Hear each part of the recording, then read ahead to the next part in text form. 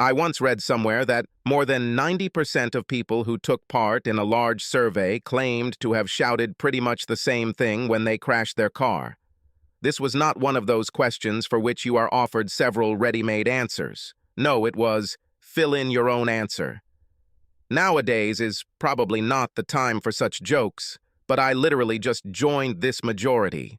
It occurred to me that for the first time in my life, I was the cause of the collision.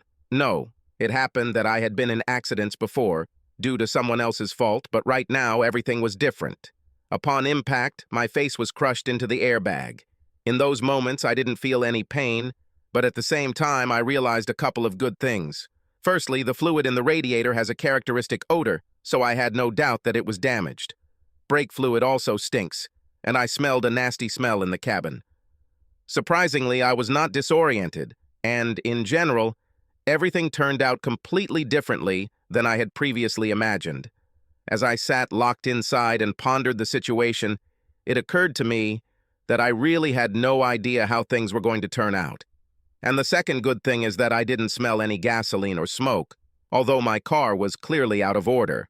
Looks like I won't be returning to work today after all. In the back of my mind, I thought my truck was going to hit the wall and glass was going to shatter everywhere. Is this how it really happened? Hell no, I didn't expect what happened. In fact, my truck not only crashed into the wall, but continued to move until almost its entire body was inside. If I could turn around now and look in the rearview mirror, I would know how far into the room I had driven. But with my face imprinted into a huge airbag, I didn't see anything. I don't know exactly how much time passed, but I heard, as if from afar, the voice of some guy who was anxiously asking if I was wounded. With my lips, French kissing the airbag, how the hell was I supposed to respond to that? The noise outside grew louder, and then a lady shouted, "There are wounded there! Oh my God, this is bad!" Well, as far as I could judge from how I was feeling, she definitely wasn't talking about me, and this made me doubly happy. The surrounding space was torn by the sounds of approaching sirens, which seemed to howl from all sides. At the same time, the sounds of fire trucks differed from the sound of paramedics' sirens. I assume that both of them are about to appear at the scene. It was some kind of circus, providing first aid to seriously wounded people. And what about me? They attached a chain and hook to the back of my truck and used a winch to pull it back out into the bright afternoon sun. I escaped with a few scratches and bruises. The second ambulance was busy loading the gurney. The first ambulance had already loaded up and left a few minutes ago. The cops also arrived at the scene. Where would we be without them? After a quick search, they shoved my ass, covered by my handcuffed hands, into the back seat of a patrol car. It looks like losing control of your car can still lead to trouble. Well, at least I wasn't an immigrant facing 110 years in prison. I don't know why they didn't take me away right away. If anything, this respite gave me the opportunity to shake my head and assess the damage done. The front end of my pickup rammed into the wall, taking out a door, a window, and the wall-mounted air conditioner. It seems that my beast machine did not stop until it drove the spring bed in the room all the way into the bathroom, like a billiard ball into a pocket. Rooms 6 and 10, located next door, appeared to be completely undamaged. But it was as if a hurricane had passed through room number 8, so it temporarily fell out of the housing stock. Thank God it was at least a one-story building. My blood boiled with rage when, looking at the scene through the window of the patrol car, I noticed Joe snooping around this hotel. Well, I'm no rocket scientist, but I was still glad that I had radically dealt with some things that stank of crap. At the station where I was dragged, I refused to talk to the cops. To my great surprise, the orange jumpsuit was not as uncomfortable as I had theoretically expected, but the bed on which they threw my mortal bones. Yes, I wonder how that couple of skunks from number 8 are doing. As I already said, the calculation was that my pickup truck at best would simply crash through the window in their room. Nevertheless, the achieved result turned out to be so good that a satisfied smile kept creeping onto my slightly crumpled face. Sorry, where are my manners? Let me introduce myself. My name is Vince Clancy. I'm 23, and my fiancée is the same age. She and I fooled around for a while and eventually got around to it. Without waiting for her growing belly to become obvious to everyone around her, Ginny and I got married. 2 months later, her pregnancy ended. Although it saddened me myself, Ginny took this loss too seriously.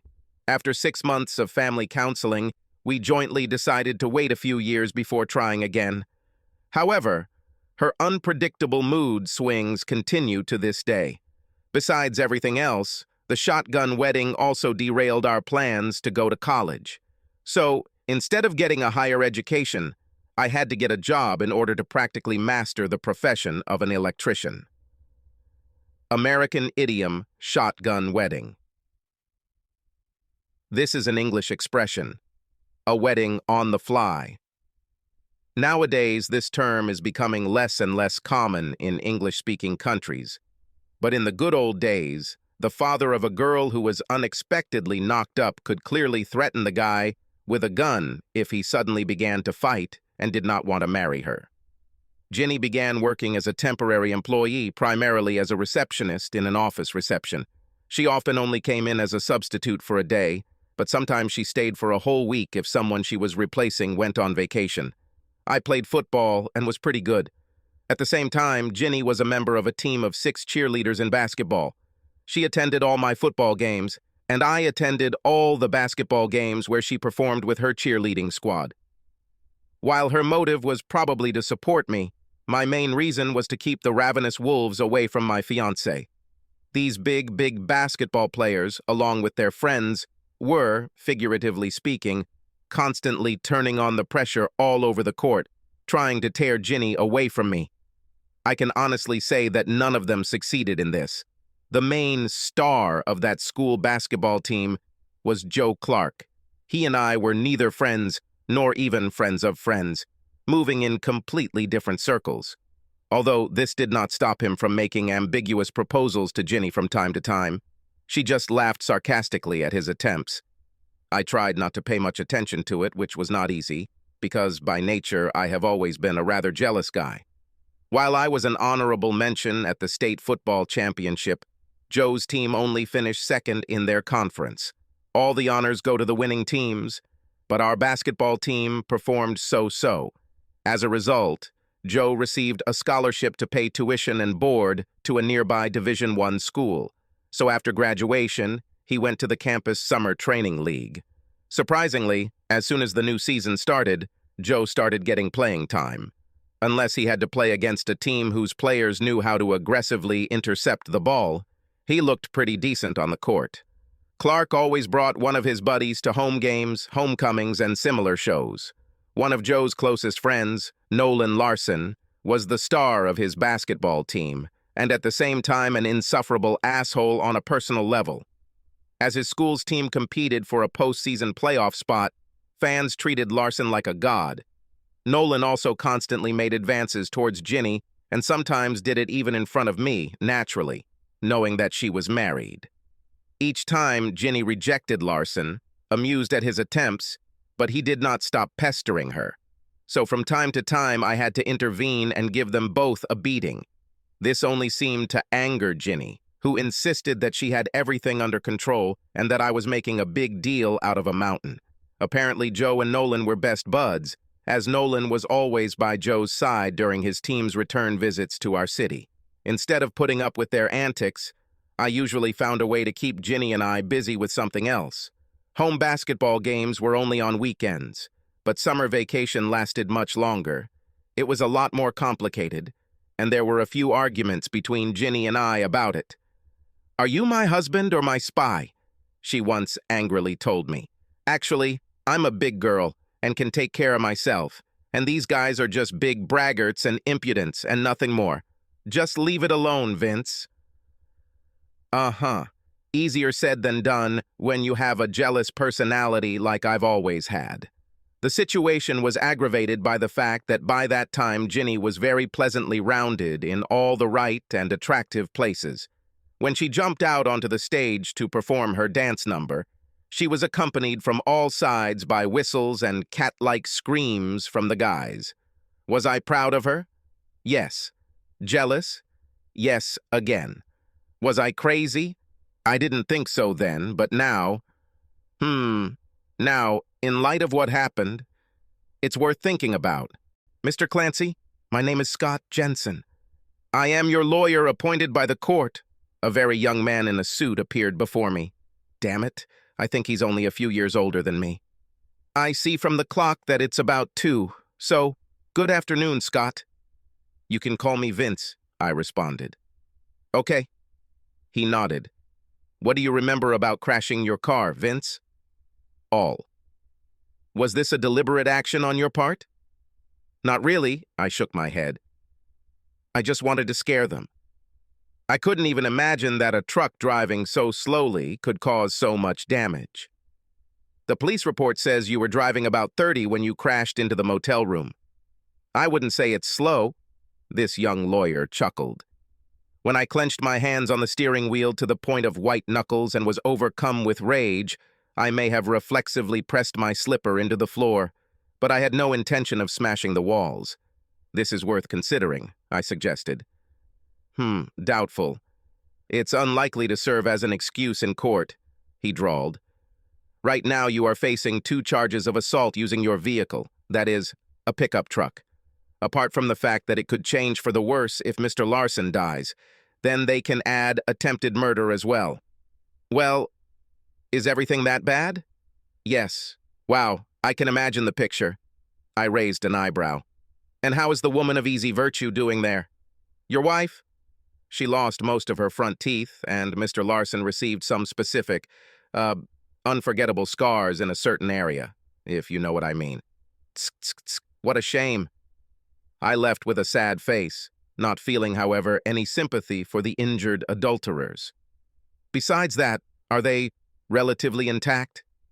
Oh no. Everything is far from so rosy. Damn. I'm trying so hard to cry, Scott, but it's not happening, I complained. Yes, I understand you. How did you know they were in that particular room? It's simple. After they entered and closed the door behind them, the number 8 was painted on it. That's how I found out that they were in number 8. Are you completely new to this, Scott? The young lawyer felt a little uncomfortable and turned crimson. Let me rephrase. How did you know to be there on that day and at that time? That's what you're talking about. Well, I bought a bouquet of flowers for Ginny as a surprise anniversary gift. If she had enough time, I was going to invite her to lunch. These days she worked part-time in place of some lady who went on maternity leave. When I turned the corner, I saw her standing on the sidewalk in front of her office building. While I was waiting for the traffic light to turn green, a flashy sports car pulled up next to her and she got into it. Well, I just followed them. So, what happened at that motel? So, you decided to sort things out with them? Well, their car stopped at the check-in area and Ginny got out. At this time, I was still waiting on the main road for a window in traffic to turn left into the parking lot. That sports car drove around the building and parked, so I followed it. A few minutes later, Ginny left the reception and headed to number 8. He met her at the door about the same time she got there. The rest, as they say, is history. So you don't know what they were doing there? He asked me a very naive question. Listen, Scott, are you really new to this kind of stuff?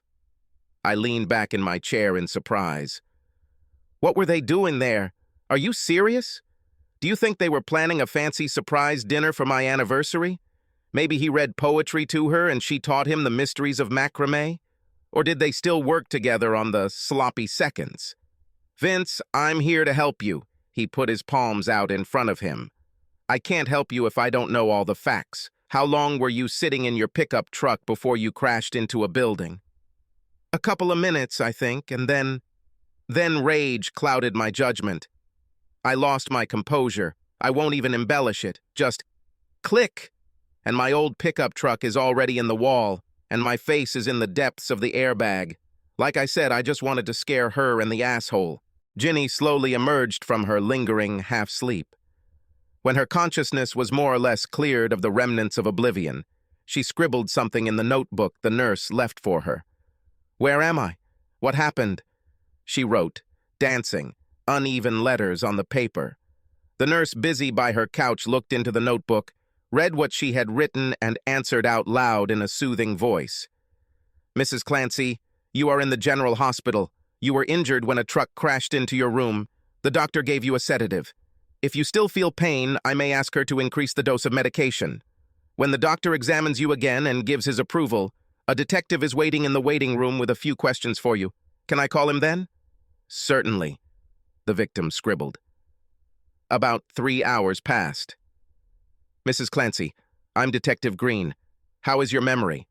asked a middle-aged policeman who appeared in the ward, coming closer to the couch with Ginny and showing his ID for a few seconds. Squeaking her pencil in her unruly fingers, she wrote in her notebook, "Not very good, I guess. I don't remember being in an accident. The nurse said I got hit by a truck." "What can you remember about Tuesday morning?" Slowly forming letters into words. "You mean this morning?" Detective Green craned his neck, looking at his notebook, and shook his head sympathetically. "Actually, today is Friday. You've been here for 10 days already. I think they kept you in a medically induced coma this whole time." The scribbles began to jump faster under the pencil, awkwardly held by trembling fingers. "Oh my God! On Tuesday I put on a cute dress and went to work." "What did you do at lunchtime?" the detective asked. A new question. There was a pause in silence. The slightly trembling fingers froze, clutching the pencil. The eyes on the bandaged face darted back and forth across the room, which lasted for several long seconds. Finally, a new line appeared in the notebook, as if reluctantly. "I went to lunch with a friend." "Does this friend have a name?" Detective Green, leaning forward slightly, raised his eyebrow. Throwing a scapegoat under attack. "Nolan Larson." "And where did you go for lunch?" The restless but tenacious cop continued to dig deeper. Pencils cannot lie, unlike people. "I don't remember." "Does the name of the hotel, Happy Day, remind you of anything?" With tears soaking the bandages, a new line appeared in the notebook. "I rented a room while Nolan was parking. Is that when the car hit me?" "You must be friends with Luck," the detective grinned. "No, you were in a room with Mr. Larson when a pickup truck crashed into your room." Another round of tears and the scratching of a pencil on paper. "Did someone lose control of their truck?" "Not certainly in that way. Looks like your little private party wasn't the anniversary gift your husband was expecting." His hands shook so violently that the cop could barely make out the next scrawl. "Our anniversary? Oh my God. So you didn't get your husband's prior approval for your, motel fun?" As a smart and experienced cop in a variety of life's conflicts, Detective Green was sure of the answer in advance, but he could not help but ask the question. "No." An entry appeared in the notepad almost instantly. "Well, Mrs. Clancy, that's all I wanted to ask you for now. Good luck with your recovery." With these words, the satisfied detective, nodding to the nurse, moved out. Exhausted, physically and mentally devastated, Ginny dropped the now unnecessary pencil and closed her eyes, in the corners of which tears appeared again. "Mr. Larson, can you hear me?" The nurse turned to the doctor. "He has not responded since he was told that his spine was broken and he would never be able to walk again. His promising career was cut short, wasn't it?" The surgeon stated the obvious. The nurse shook her head. "It's too expensive a price to pay to get a little pleasure from a married woman. My friends and family offered to post bail for me. When I'm done with this shit show, I'm getting the fuck out of this town. Fan death threats against me for prematurely ending Nolan's brilliant career are not worth walking carelessly through the streets before the trial. I'll serve the allotted time, and then I'll just disappear. Look for wins in the field." Ginny visited me about 10 weeks after the incident. She wheeled herself in a wheelchair and then hobbled on crutches to a chair in the visitor's room. "Hey, Ginny, I see you look cheerful." I greeted her appearance. Her voice sounded evenly. "I'm sorry that all this happened because of me. Did you really want to hurt me physically?" "Nope. I just wanted to scare you and interrupt you at the most interesting point. How's your throat doing?" "It's not funny, Vince," she scowled. "You have to believe me that I've never cheated on you before. And you stopped it before it went too far." By the way, how did you even know? Well, I bought a bouquet of flowers for our anniversary, and I was going to surprise you at work. As a result, a much greater surprise awaited me. If you wanted to leave me, why didn't you just say so? I didn't want to leave. I don't know why I did it, she mumbled. He was such a big star, and I don't know. I fell for his tricks and flattery. Do you already know that he is now paraplegic? Yes, someone already told me about this. Listen, maybe you should sign him up for the Paralympic team. I made a sensible proposal. You two would make a great team for a potato sack race. Gold medals, fame, and all that. Sponsors of crutches and wheelchairs will be delighted. I think I deserve it, Ginny answered, wincing sorely and rather upset. I just wanted to tell you that I'm sorry about everything. I hope your trial goes well. It looks like you had a bussy program planned for that day. I suggested half affirmatively. When they packed me into the patrol car, I saw Joe Clark snooping around the motel. Can you tell me how he knew that you and Larson would be there? Oh God. I'm so sorry, Vince, she managed to mutter with a gasp before the floodgates of tears opened. To tell the truth, I wasn't jealous anymore. That day, once my love for Ginny died, it no longer mattered to me what she did or with whom. It only made me angry at myself for being so trusting all this time. Hey, if you can find where they towed my truck, the flowers I bought you for our anniversary are probably still on the front seat somewhere. Alas, Ginny did not answer. She just waved me off dejectedly, awkwardly climbed out from behind the table, and hobbled back to her wheelchair. It's always nice when you have guests, especially in such a boring place where I'm currently sitting my ass.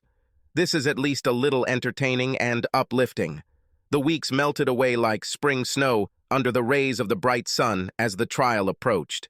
During this time, I rejected all offers of bail. With only a few days left before the trial, I accepted a plea deal. A year behind bars seemed better than the big numbers I'd face if the district attorney could convince a jury that I deserved the attempted murder charge and punishment. When the basketball team, without its star Nolan, lost, I received a ton of hate mail. When they lost their chance of making the playoffs, I received death threats. It's just a fucking game, people. One of Scott's assistants filed for divorce on my behalf. It was under review, and everyone had already signed the papers in the right places. Very soon I will be alone again, like a finger. One day my lawyer unexpectedly visited me. Hey, Scott, long time no see. What does my immediate future look like? The district attorney is suggesting time served and 2 years on parole, he replied. Scott, tell him I want to leave the state as soon as I get free. With constant death threats, parole will not work. Show him these damn letters. Try to negotiate with him. The following week, I was transferred to a detention center where I would serve the remainder of my recently reduced sentence for the Class 5 felony, to which I pleaded guilty. I would be released in a few weeks and was planning to leave this state that same day. With my financial assets depleted, my status as a convicted felon, and no hope of a decent credit rating for many years, the future ahead was looking pretty bleak. A few days before my scheduled release, Ginny visited me again. By this time, she was walking relatively normally, with only a slight limp on her left leg. What brings you here this time, Ginny? We're divorced now, I asked her sarcastically when I was taken to the visiting room. My previous visit did not go as well as I had hoped. I wanted to apologize to you again. You wouldn't be here if I wasn't there. Well, Ginny, I was locked inside these walls because I couldn't control my anger. It's my fault. And period. I don't deny that I lost my temper at that moment. I could just move away and file for divorce remotely or disappear altogether. I'm now serving time for what I did, and I'm not going to shift my blame onto anyone else. Still, you were angry because of what I did. By the way, do you like my new teeth? She suddenly changed the subject, showing me her newfound front and scissors. Just as cute as always. How are your boyfriends doing? I asked it casually. You don't need to be so rude, Vince. She pouted slightly and shrugged her shoulders. I try not to pay attention to any stories or nonsense gossip about them.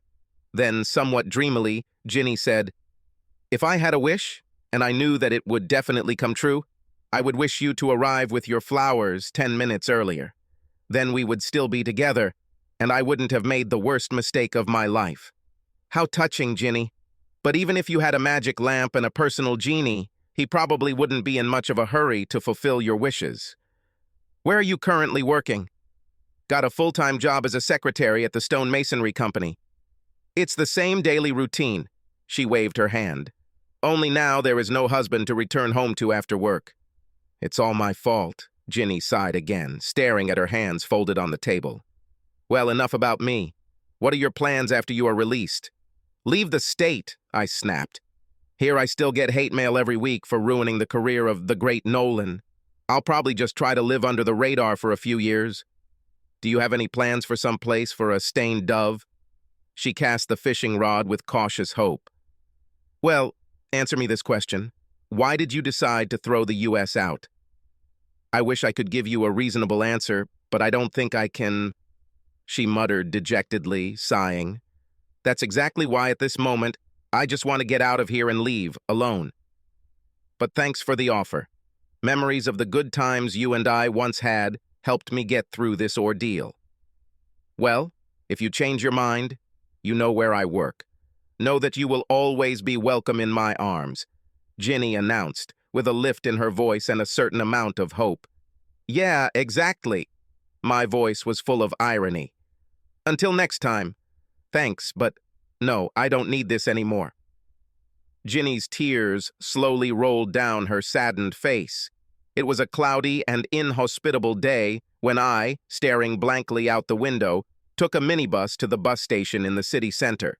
The roads, worn by thousands of tires, were dry, but the half-empty sidewalks were still wet from the morning rain. The grayness that I saw around me completely corresponded to my mood. I bought a bus ticket to go to the city where my parents lived. When I got there, they gave me an old pickup truck and a few $100s to help me get started. My parents were living on a tight budget themselves, so it was very generous of them, and I was grateful for their support. My money ran out pretty quickly, after 3 days and 2 states covered. There were many odd jobs along the way, but they were barely enough for food and lodging. So, my old rattling jalopy took me further and further along the ribbon of road running into the distance. To buy a cheap phone, I even had to beg for some time on street corners. The only thing I really needed it for was searching for jobs online.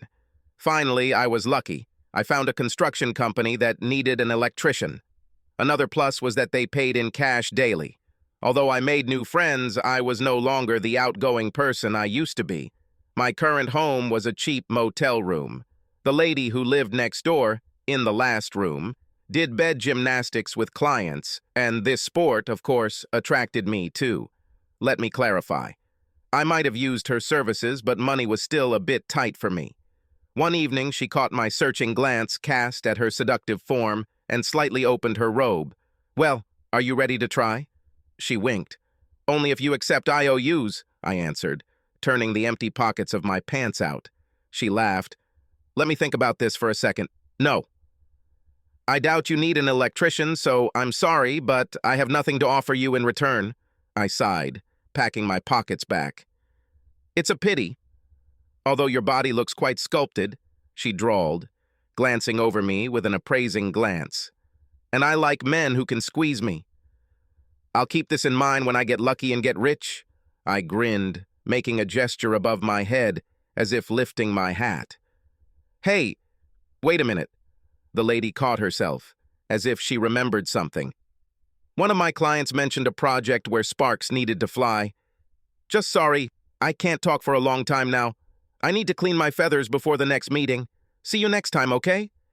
She glanced at her watch, waved her hand at me, and disappeared behind the door of her room. I chuckled. She and I were just nameless people trying to just survive another night. The sleep was heavy and very restless, because all night I imagined my neighbor. Damn, I desperately need sex. Several days passed before I saw my neighbor again. When we bumped into each other in the hallway, she handed me a piece of paper. I told my client that I know a good electrician. Here's the number, call him. I hope this thing works out for you. Thank you. You didn't have to do this at all. I was truly surprised and grateful. I know. See you later. She smiled, ran her finger over my cheek as she passed by, and a minute later she got into her modern sedan and drove away. I had to ask the guys I worked with how much they charged for a random outsourced order. Armed with this knowledge, I dialed the number written on the piece of paper. A female voice answered, which, admittedly, took me by surprise. Shit. I didn't want this lady to find out through me that her old man was in a relationship with someone I knew at home who had no serious behavior. Yes, hello. An acquaintance gave me your number. I heard that you need an electrician. Yes. What is your price and when can you arrive? Asked the lady on the phone. Well, I work from Monday to Friday until about 6 in the evening. If it's a small job, I might do it in the evening. If the problem is serious, then on Saturday and Sunday. Paying per day will be cheaper than hourly. I laid out my conditions, sincerely hoping that she wouldn't hang up the phone as soon as I told her my hourly and daily rates. Our conversation, fortunately, turned out to be productive, and at the end, we exchanged names. Her name was Deb, and I found out the address where I needed to go. Saturday morning, I was going to pop over there and see what's what. When Saturday arrived, upon arrival, I was surprised to find that Deb's mansion was in a closed townhouse. After the guards at the entrance were convinced that they were waiting for me, I drove through the entire village to her house. There was only one car in the garage, so Mr. Deb must have been playing golf or something like that at the time. Deb herself turned out to be about my mother's age and, surprisingly, did not wear any rings. Something didn't add up to the picture I had imagined. She needed to replace a grounded outlet in the bathroom and also wanted to remake some standard light switches into ones that would turn on in response to motion. There were photographs of young people on the walls of the house, but none of them showed a figure resembling their father. There was only one pillow on Deb's bed. I was beginning to think that there was no mister in this house at all. I told Deb the total cost of the work to be done, and she paid me in advance so that I could go to the store to get the necessary materials.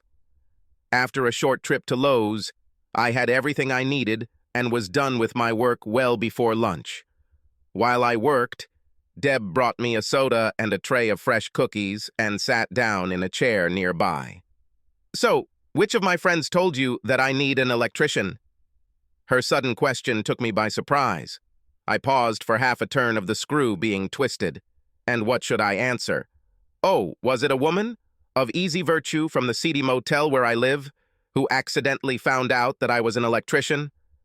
I decided to answer with a half-truth. I don't know what her name is. She heard me talk about being an electrician, and we chatted for a few minutes. This reddish blonde, about, 65 meters tall. Oh, good. I have several friends who may need your services. Do you mind if I tell them your name? On the contrary, it would be very cool, I responded enthusiastically. I have very little money now, and extra will not hurt me. What other talents do you have? Deb continued her interrogation, albeit in a rather sly voice and with a twinkle in her eyes. Now I was confused. She's close friends with my neighbor, but I swear she was flirting with me right now. At this point, it was my turn to blush. My answer elicited a quiet chuckle from Deb as I tried not to lose face in front of the lady. I'm young, and I'm not afraid to work until I sweat, I announced bravely, seemingly even straightening my shoulders. Well, I'll let them know. Deb purred, like a kitten satisfied with a treat. My imagination, of course, would have liked more, but I stuffed the cash I received from her into my jeans pocket and left. However, less than 10 minutes passed when I received a call from an unknown number. This is Vince. Oh, hello. I'm glad I found you. I heard a pleasantly chirping female voice on the phone. Deb just gave me your number. I live 2 houses away from her. Can you stop by my place? No problem. I'll just have a bite to eat and immediately head out to you. What is your address? Having remembered her address, I finished my sandwich and headed there. It took some time to get past the security at the checkpoint, since I did not know the name of my new customer, only her address. In the end, they let me through. Unlike Deb's house, the garage next to the new client's mansion had 2 cars parked in it, and both doors were open. I parked on the street. My battered jalopy was without a doubt the oldest and least respectable wheeled vehicle in this wealthy area. After my careful knocking on the door, a very pretty but young lady came out to meet me from inside the house. I hesitated. Did you call about random work? She rolled her eyes, turned around, and shouted somewhere inside the mansion, May I am. This is for you. After which she spun around, shaking her fluffy, and I would add, magnificent mane of hair, going down almost to her waist, and immediately disappeared, leaving me standing on the threshold. When a lady similar to her, but older, appeared, I immediately noticed a clear family resemblance. You must be Vince. Nodding and smiling in greeting, she immediately attacked me with questions. Do you replace ceiling fans? What about light switches with motion sensors? Oh yeah, and I also need more outlets in the garage. Yes, yes, yes, and yes again. Have I answered all your questions? I grinned, meaningfully shaking the suitcase with tools I had brought in front of me. The lady nodded, beaming again with a smile, and made a smooth, inviting gesture. Then come here. After writing down everything she wanted to fix, I asked the question, have you already purchased what you want to install? By the way, should I just call you eye-rolling daughter's mom? She laughed at my words. I'm Nancy. It was Jolene. She is waiting for her boyfriend and is very annoyed that he is still not there. Forgive her for this. No, I didn't buy anything. If you want, we can go to Lowe's and buy what we need. Wait a minute. How much will it cost to install all these things? I jotted down my rough estimates of expenses and my work and handed her a piece of paper. She scanned it quickly and nodded again. Well, let's go. Will you lead? Certainly. Well, my confidence did not last long, exactly until she saw my old car. Oh no, perhaps it would be better if I drove myself, and we can put all the necessary things in my trunk and in the back seat. Okay. If you insist, I shrugged. Moreover, it's been a long time since I've ridden on wheels as cool as yours, if at all. It took me until almost sunset to finish all the projects at Nancy's house. Jolene kept her eyes on me as she spent the afternoon and evening fuming that her boyfriend had missed out on a date. For 2 jobs today with Deb and Nancy, I earned almost $1,000. Including the tips that both ladies, impressed with my skills, added to the prices. If you have never lived day to day with just cash in your pocket, you will not be able to understand the fear of being robbed when you have some decent amount of money. So late in the evening, returning home, I was on guard, suspecting that anyone I met could tell with confidence that a whole $1,000 was warming my pocket just by looking at me. Means what? To keep my nerves relatively in order, my first order of business on Monday would be to open a checking account and get a debit card from the nearest bank. With the money in the bank, I felt much more confident and ventured out into the city on Monday evening. No matter how excited I was by the thought of paying my neighbor for sex, for some reason I couldn't decide to do it. Instead, I walked into a local diner and sat down on a stool at the bar. I purposefully did not look around, but nevertheless, I noticed several ladies seated in the hall. Are you going to stare at your beer all evening? Suddenly, a mocking female voice was heard in my ear. Some of us ladies dress up on purpose to impress, and you don't even look in our direction. I turned around in my high chair and met the gaze of a pretty lady who had quietly appeared behind me and was now waiting for my answer with her akimbo and raised eyebrow. I slowly looked at her fine figure from head to toe and back with an appraising glance, and then answered, Yes, you really look great. She must have expected more from me, and her cheeky grin faded somewhat. After a short pause, she continued, So, is that all? Won't you ask me to dance? Are you going to buy me a drink? Nope, I see that you're hunting. I, in turn, grinned. I think I'll let you take the lead. With a dramatic roll of her eyes and a disdainful snort, she turned away and returned to the table with her friends. I suspect that I received some offensive epithets when she explained to them what an ass I turned out to be. Actually, I just came in for a drink and to feel sorry for myself a little. Can't a guy do that without getting picked on? About half an hour passed when the only girl who hadn't been on the dance floor came and sat next to me. I watched you a little and noticed that you don't look closely at guys, so I guess you have some problems with women, she entered the conversation, drawing a rather logical conclusion from her observations. No, I answered briefly, immediately correcting myself. More precisely, no more. Then what's your problem? The stranger was surprised. I need time to learn to live normally again. Now she nodded, and there was some understanding in her eyes. Do you want to talk about it? Not really.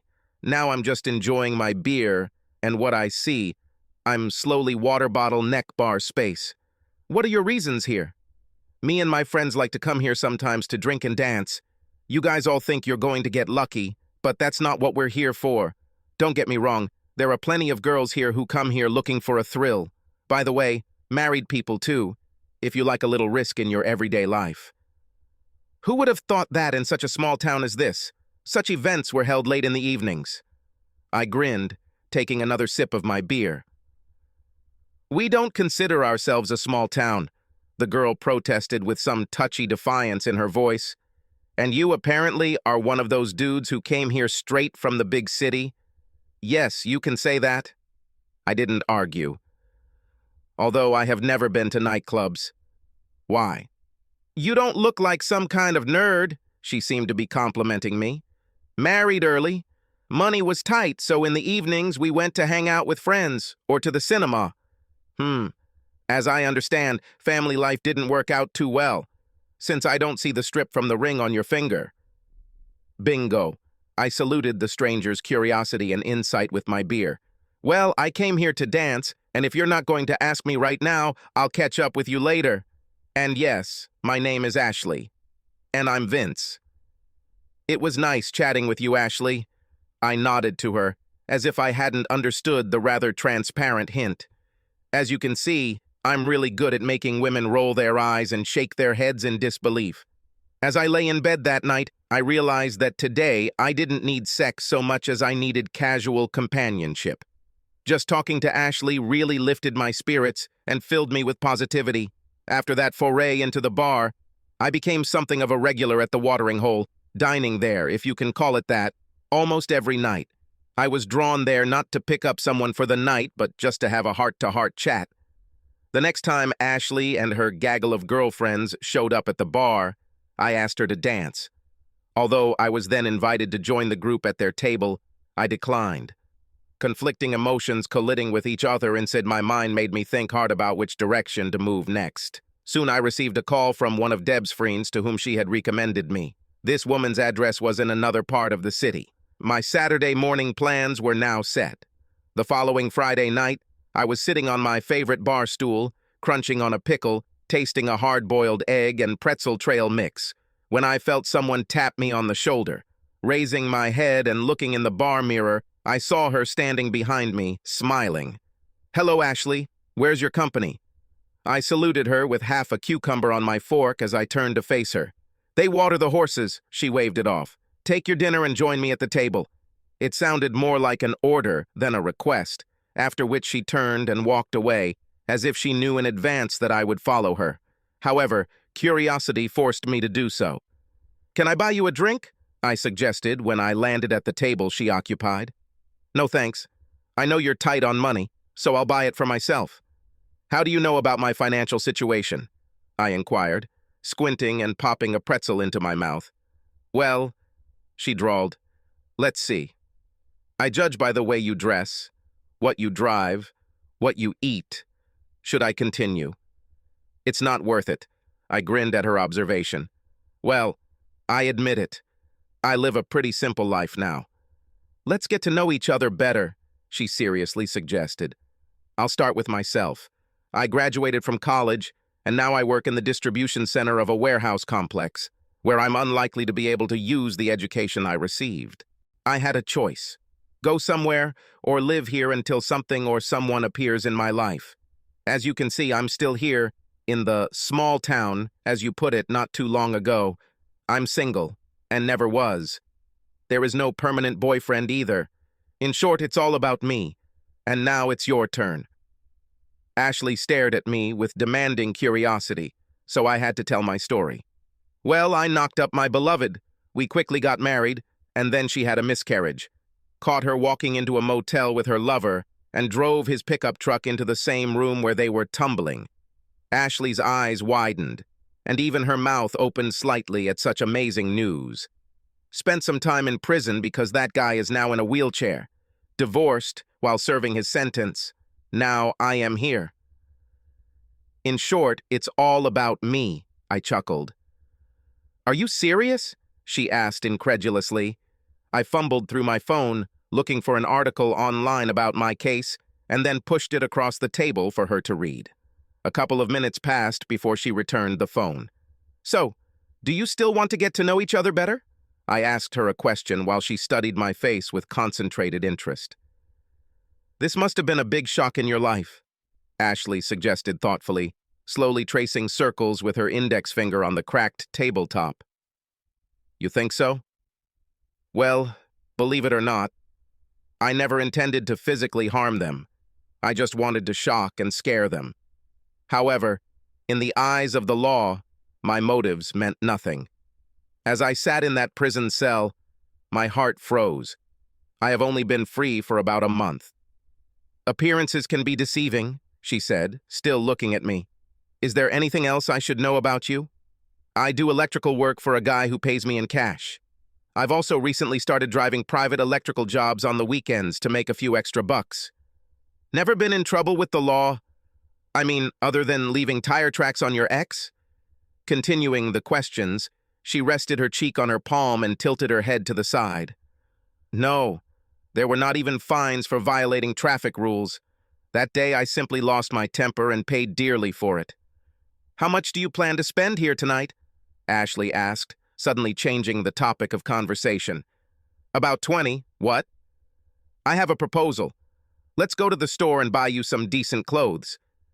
She managed to surprise me. The devil and the angel sitting on my shoulders fought fiercely among themselves. Woman. Problem? Woman? Trouble? Okay. Having made up my mind internally, I accepted her offer. Getting out from behind the table, she quickly left the bar and got behind the wheel. Why are you doing it? Having paid for the beer, and having caught up with Ashley already on the street, I asked, stopping for a second at the driver's door of her car. Because you won't do this for yourself. You are too young, your life has just begun, and it is time to move forward. What will this give you? I asked another question that arose in my head while I walked around the car and sat down in the passenger seat. If I still think you're a good guy, then I think I can ask some lonely cowboy to ask me out on a date, she replied, turning on the ignition. Well, inspired by this prospect, I spent $30 that evening, but bought several shirts and a couple of pairs of trousers, after trying them on under Ashley's appreciative eye. After finishing shopping, she drove me back to my car. When I got out of her car, I sincerely thanked my new friend. Thank you, Ashley. Can I take you somewhere sometime? Ha! I thought you'd never ask, she grinned. Put on one of your new outfits and meet me at the movie theater in the mall tomorrow at 6 o'clock in the evening. Yes, the night after that was very restless, and I tossed and turned in bed for a long time, overcome by various thoughts and restless hopes, until I finally fell asleep.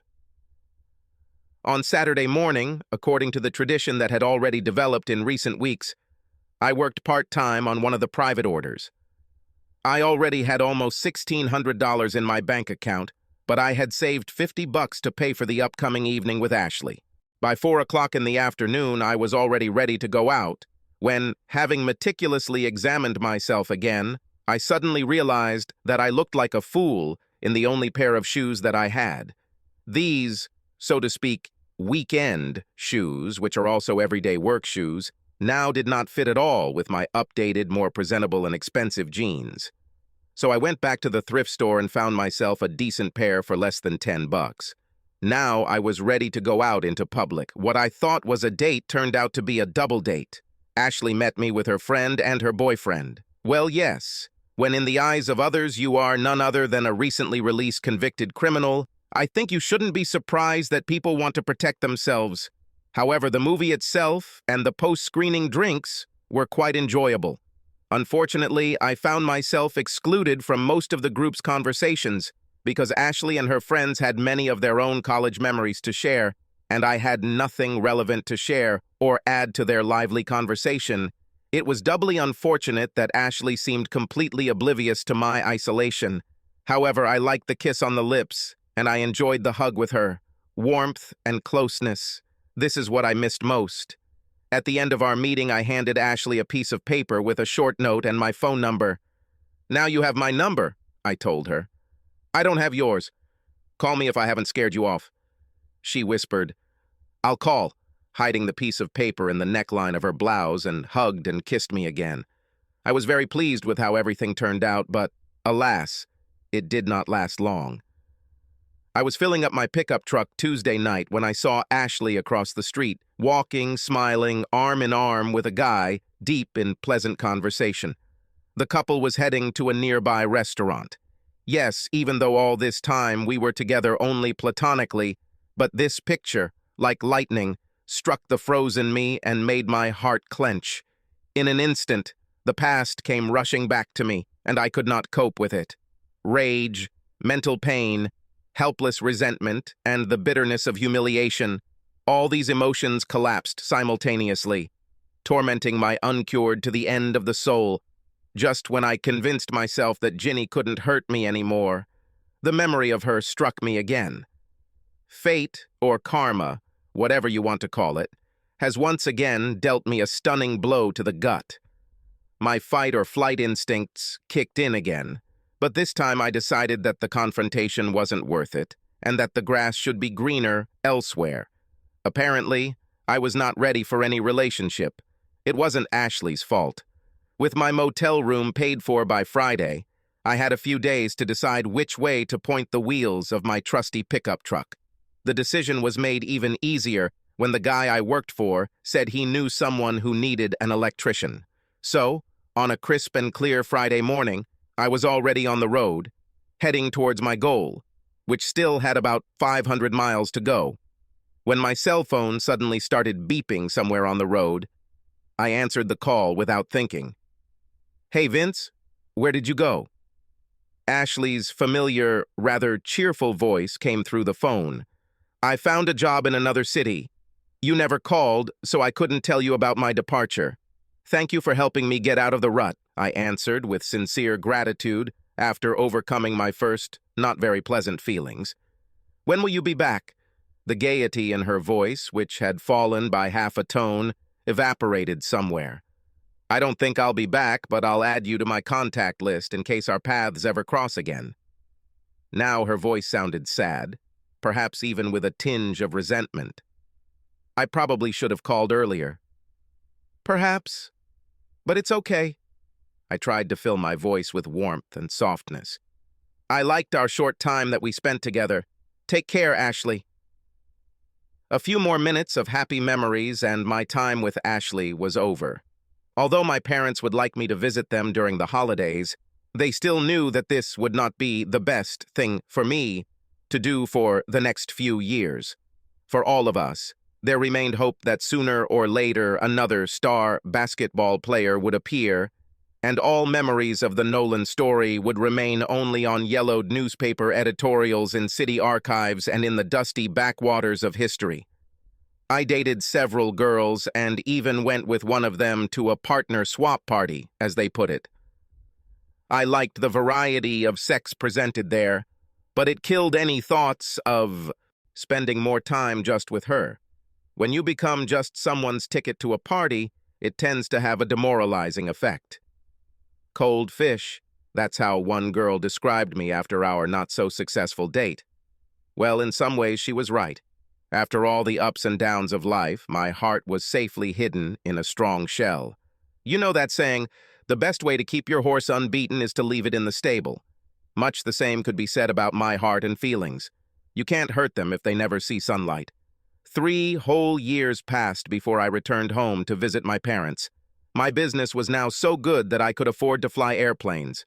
Our city's basketball team made it to the playoffs, so the environment became much safer for me. In addition, no one near me ever mentioned Ginny, which I, no doubt, greatly appreciated while I was in my native land. The return flight passed without any memorable incidents. I even chatted casually on the plane with my seatmate, Duration. I was about my age, which helped both of us pass the time during the flight. The conversation did not commit us to anything, so although we parted on a friendly wave, we did not exchange names or phone numbers with her. My name is Heather. I work in a cafeteria in a large office building downtown just off Broadway. I am single because the paths I walk on have not yet intersected with those where you can meet Mr. the One. Recently, I've been intrigued by a single guy who has lunch with us every day. Interestingly, he always puts a piece of cherry pie on his tray. His name tag says Vince. The guy seems to work at an investment bank, but he doesn't dress like a regular banker. There's just something about him. I don't even know. Something that hooked me. Since Vince didn't wear any rings, I gathered my courage and decided to take a chance. One day when he was already putting away his tray, I told my boss that I needed to go to the toilet.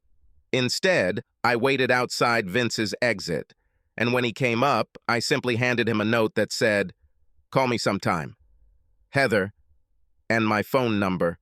When I, flushed with excitement, awkwardly handed him this piece of paper, I glanced at him quickly and smiled shyly. He smiled back and simply nodded in agreement before disappearing through the doors. A few days later, we met for dinner. Nothing special, just a cafe near the house where I lived. Our conversation opened my eyes to many things and turned out to be surprisingly frank. Vince talked about how he worked as an electrician and laborer for an investment company. What shocked me the most was that he was previously a convicted criminal. Vince told me about his sad personal story, and to support his words, he showed me a news article on his phone about the trial against him. "Vince, this happened 4 years ago. Do you still miss her?" I asked him. "No, actually, not at all," he answered calmly and rather distantly. "Then how come a guy as cute as you doesn't even have a girlfriend?" "The question is the ratio of risk and reward," Vince said, looking me seriously in the eyes. "If I open my soul and heart, give my all emotionally in a relationship, but everything goes wrong again, can I relapse?" I ask myself this every time. Well, you know. So it's a matter of trust? I think yes. If my trust in a girl is not reciprocated by her, can I trust myself to handle such a situation with dignity? The last time I decided to go on a date, although we had never even kissed, I soon saw her in an embrace with another guy, and all the old and, as I thought, buried pain returned at once. When was it? 3 years ago.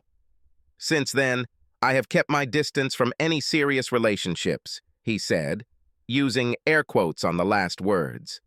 Fine. I think I understand you. We will take things slowly, but only if you promise to talk to me and ask before you do anything.